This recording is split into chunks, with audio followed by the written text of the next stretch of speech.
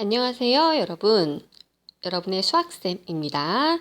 오늘 첫 번째 시간인데요. 오늘의 내용은 소인수 분해예요. 소인수 분해. 중학교 들어와서 처음 배우는 내용이기 때문에 뭔가 예습을 통해서 공부했을 수도 있겠지만, 자, 여러분들이 아무것도 모른다고 생각하고 선생님이 친절하고 자세하게 설명해 줄 거예요.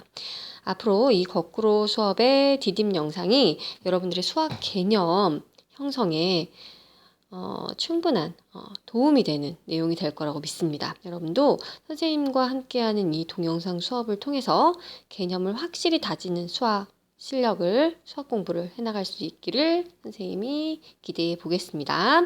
자, 오늘 첫 출발 시작할게요.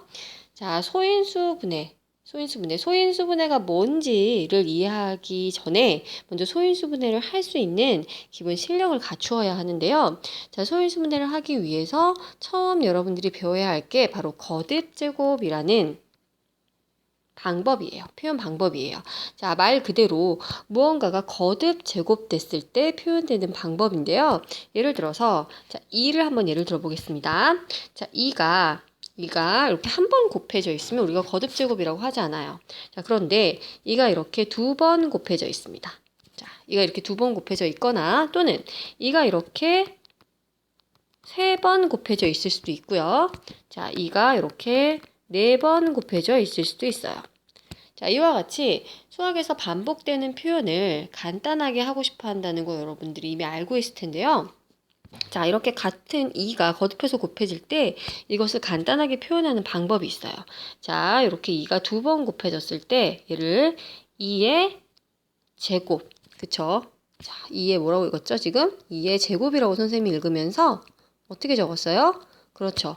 곱해지는 2를 밑에 적고 곱해지는 횟수를 이렇게 2 옆에다가 위에 머리 옆에다가 숫자를 작게 해서 올려 붙였죠? 자, 한 번 더 연습해 볼게요. 자, 얘는 이러면 어떻게 쓰면 될까요? 그렇죠. 얘는 2를 몇 번? 그렇죠. 3번. 이렇게 3을 이렇게 작게 써서 머리 옆에 붙여주면 되는 거예요. 그죠? 자, 한 번만 더 해봅시다. 그럼 얘는 2의 4제곱 이렇게 해주시면 되겠죠. 다시 한번 읽어볼게요. 자, 얘는 뭐라고요? 그렇죠. 2의 세제곱. 자, 얘는 2의 4제곱. 이렇게 읽어줄 수 있는 거예요. 자, 이와 같은 방식으로 계속해 나갈 수 있겠죠. 자, 이를 통틀어서 우리가 뭐라고 한다? 그렇죠. 같은 2를 반복해서 곱하는 것의 표현, 2의 거듭 제곱이라고 얘기해 주는 거예요. 자, 거듭 제곱을 표현하는 방법은 그렇죠. 밑에 있는 곱해지는 숫자 2를 그렇죠? 이 거듭 제곱에 뭐라고 그래요? 2를 바로 밑이라고 해줍니다. 밑. 자, 그 다음에 여기 머리 옆에 붙어 있는 숫자들 있죠? 작은 숫자들. 자, 이 곱해지는 횟수였죠. 그죠? 2, 3, 4와 같은 곱해지는 횟수를 바로 이 거듭 제곱의 지수라고 해주는 거예요. 자, 아하. 자, 밑에 써인 숫자는 밑. 머리 옆에 작게 숫자로 적어준 숫자는 지수라고 해주는구나. 자, 이와 같이 같은 숫자가 반복돼서 곱해질 때 간단하게 나타내는 방법을 바로 거듭 제곱이라고 한다. 이해하실 수 있겠죠? 자, 그러면 한번 실제 문제 한번 연습을 한번 해볼까요? 자, 3 곱하기 3 곱하기 3 곱하기 3. 그렇죠. 같은 3이 계속 반복돼서 곱해지고 있죠? 이것을 거듭 제곱으로 나타내어 보아라. 그럼 어떻게 하면 된다? 그렇죠. 곱해지는 숫자가 지금 3. 그렇죠? 그 다음에 곱해지는 횟수는 몇 번이에요?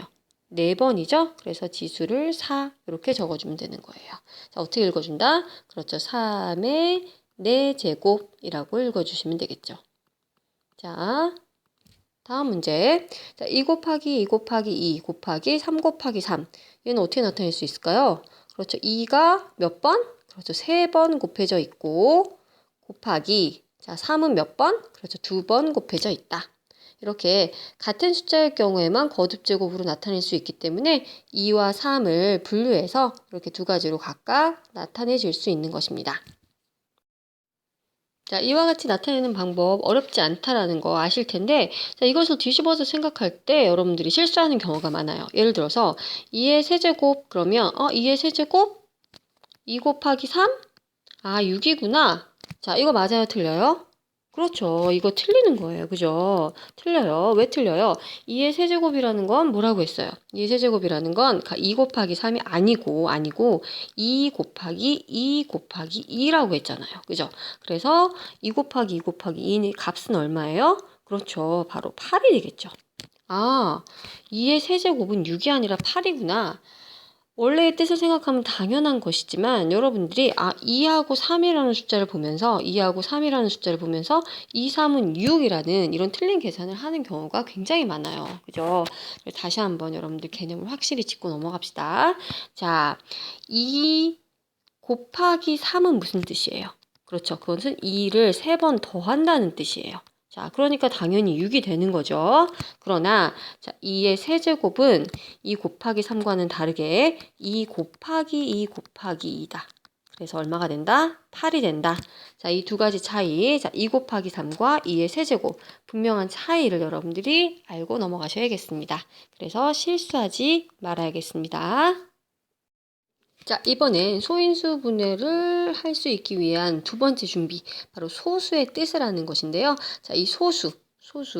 우리가 초등학교 때 배웠던 그 1보다 작은 수의 단위를 나타낼 때 썼던 0.1, 0.01, 이 소수가 아니에요. 이 소수가 아니고, 여기서 얘기하는 소수는 영어로는 프라임 넘버라고 얘기하는 건데요.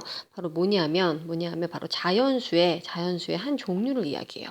자, 자연수? 여러분 자연수 배웠죠? 자연수는 바로 1부터, 그쵸? 2, 3, 4, 5 계속 무한히 나가는 숫자를 바로 자연수라고 하는데 자연수를 우리가 초등학교 때부터 계속 쭉 배워왔어요. 그죠? 자연수를 가지고 우리가 자연수의 성질을 얘기할 때 가장 많이 얘기했던 게 바로 약수와 배수였어요. 그죠? 자, 약수, 배수 구할 수 있어요. 그죠? 약수는 뭐예요? 우리가 어떤 자연수 예를 들어서 6의, 그죠? 어떤 숫자의 곱? 2 곱하기 3 이렇게 나타낼 수 있다면 바로 2와 3은 6의 약수가 되는 것이었고 거꾸로 바로 이 6은 2의 배수 또는 3의 배수가 되는 것이었죠. 자, 알 거라고 믿고요. 자, 이랬을 때 어떤 자연수들이 약수의 개수를 구할 수 있는데요. 바로 약수의 개수가 한 개인 거. 바로 뭐밖에 없어요? 1이죠, 1. 그죠? 약수의 개수가 한 개인 숫자 1. 또 약수의 개수가 두 개인 숫자들이 있어요. 자, 예를 들면 어떤 게 있을까요? 2 같은 거. 자, 2는 잠깐만요. 2는 고백골로 나타냈을 때 1 곱하기 2로밖에 나타낼 수가 없죠. 따라서 약수의 개수는 두 개가 돼요. 그렇죠? 또는 3도 마찬가지예요. 3도 역시 약수를 구하라 하면 1 곱하기 3으로밖에 나타낼 수가 없어요. 이와 같이 1과 자기 자신의 곱으로밖에 나타낼 수 없는 숫자, 즉 약수의 개수가 두 개인 숫자를 바로 우리가 무엇이라고 한다? 소수라고 하는 거예요. 자, 약수의 개수가 몇 개? 그렇죠. 두 개. 자, 그럼 약수의 개수가 3개 이상의 숫자. 아까 예를 들었던 6 같은 거죠. 6은 2 곱하기 3으로도 나타낼 수 있지만 1 곱하기 6으로 나타낼 수 있기 때문에 바로 약수의 개수가 4개가 되죠. 또 예를 들어서 9 같은 것도 1 곱하기 9 이외에 3 곱하기 3으로도 나타낼 수 있기 때문에 약수의 개수가 1, 3, 9, 3개가 되죠. 자, 이와 같이 1과 자기 자신 이외에 다른 방법의 곱셈으로도 나타낼 수 있을 때 약수의 개수가 3개 이상이 되는 거예요. 그래서 약수의 개수가 3개 이상. 이렇게 자연수의 종류를 세 종류로 나눌 수 있게 돼요. 뭘 기준으로? 그렇죠. 약수의 개수를 기준으로. 약수의 개수가 한 개일 때, 그 다음에 두 개일 때, 그 다음에 3개 이상일 때로 나눌 수가 있어요. 자, 약수의 개수가 한 개인 숫자는 뭐밖에 없어요? 그렇죠. 1밖에 없어요. 그죠? 약수의 개수가 두 개인 숫자, 바로 아까 해봤던 것처럼 2, 그렇죠. 3, 그렇죠? 4는 안 되죠. 5, 그 다음에 6도 안 되고 7, 그렇죠? 8도 안 되고 9도 안 되고 10도 안 되고 11 이와 같은 숫자들이 있어요. 그죠? 바로 이 약수의 개수가 두 개인 숫자를 우리가 자연수의 종류에서 소수라고 이름을 붙여주는 거예요. 자, 그럼 약수의 개수가 3개 이상인 수는 이 이외의 모든 수들이 되겠네요. 4, 그렇죠? 6, 8, 9, 10. 자, 이와 같이 되는 숫자를 우리가 합성수라고 이름을 붙여줍니다. 그러면 자연수는 약수의 개수를 기준으로 그죠? 몇 가지로 나눌 수 있다? 그렇죠. 이렇게 세 가지로 나눌 수가 있다. 그래서 1이거나 1이 아니면 바로 소수, 합성수. 이렇게 나눌 수 있다는 이야기입니다. 자, 소수 다시 한번 이야기하면 1과 자기 자신 이외에 다른 숫자를 약수로 가지지 않는, 그렇죠? 약수의 개수가 2개뿐인 자연수를 바로 소수라고 한다.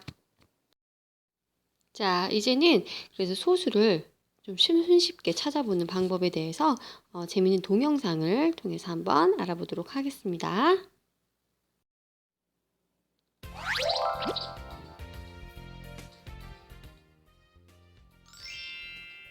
자연수들 중에서 소수를 찾아내는 가장 효율적인 방법은 뭘까요?